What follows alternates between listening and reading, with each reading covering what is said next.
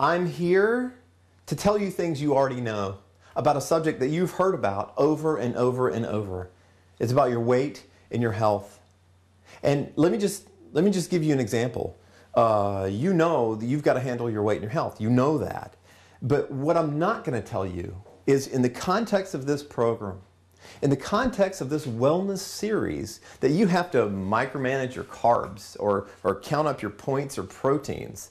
I'm not going to tell you that you have to eat celery sticks and rice cakes, because no healthy culture does that. And who can do that for long anyway? You don't have to do those things to be healthy. When I say no healthy culture does that, what I mean is no healthy culture right now. I mean, think about our own culture, America. Here, in our culture, we used to be healthy. In 1958, our obesity rate was 13%. 13. Do you know what it is now? It's huge. It's through the roof. And all the health problems that you face, all the health problems that you see in this world that follow from that, are a result of that change that happened as we became overweight and obese and we're taking on cancers and diabetes, for example. When we were healthy, when our obesity rate was 13%, what were we doing then?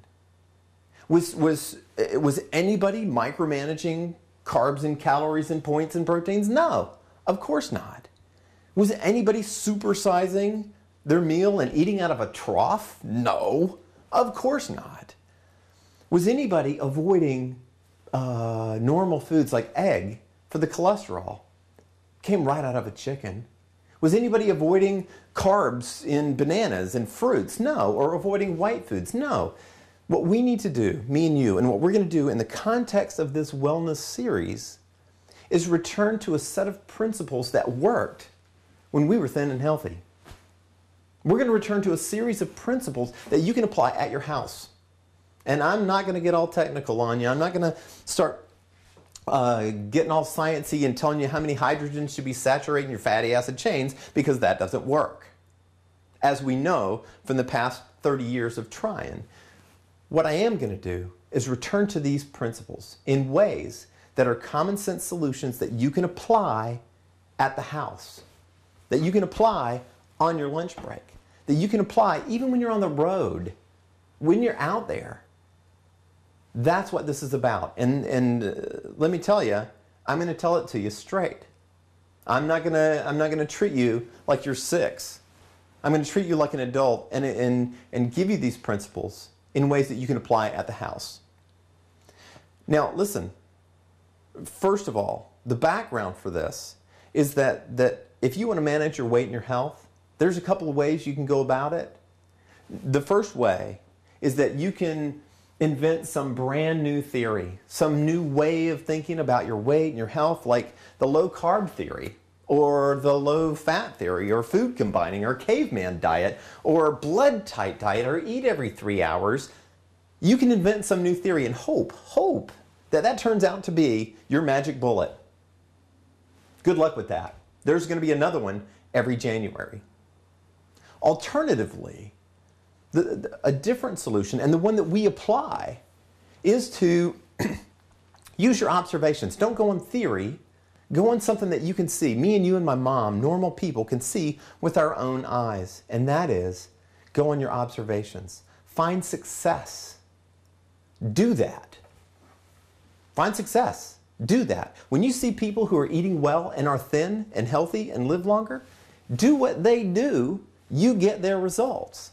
That's what I saw when I went to France. I am, by training, a neuroscientist. I study how the brain works. I got a position to work in France for a couple of years with my mom, my cats, my kids, my family.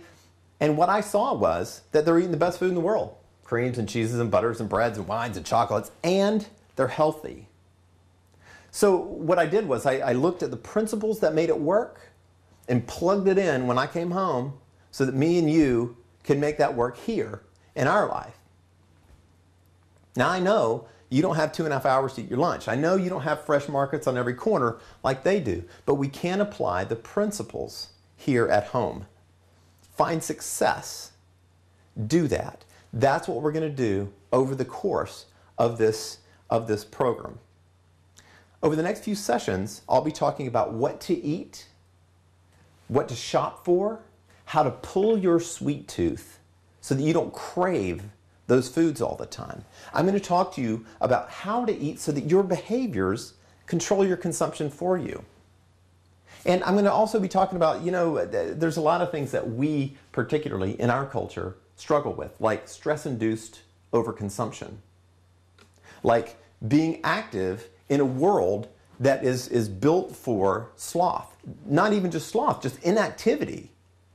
In that world, how do you be more active?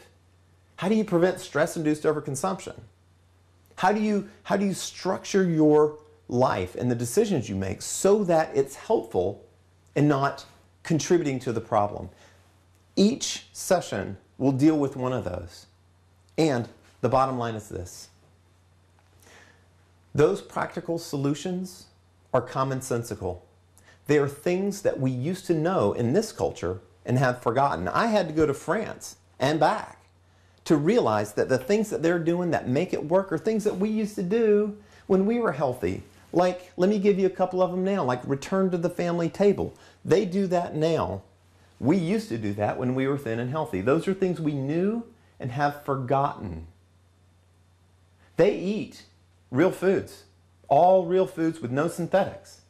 That's what we used to do when we were thin and healthy. We just forgot, somehow. In the end, this is the Mediterranean diet, right? But in the end, this is the American diet that we used to have when we were thin and healthy. We need to remember what we've forgotten and return to that. Okay? So listen, what I want you to do is if you have questions about this at any point, you contact me, okay? That's info@willclower.com. We'll have materials for you and links so that you can get there, but don't hesitate. If you got questions about soy, about cholesterol, about diabetes, about what's a food, what's not a food, where do you find it, how do you eat it, you get in touch with us because we are here for you. We are your support. And it is what we do to take care of the people who are going through this program. So if you have any questions, let us know. Otherwise, you guys have a great day, and I'll talk to you at the next session. Take care. I'll talk to you soon. Bye-bye.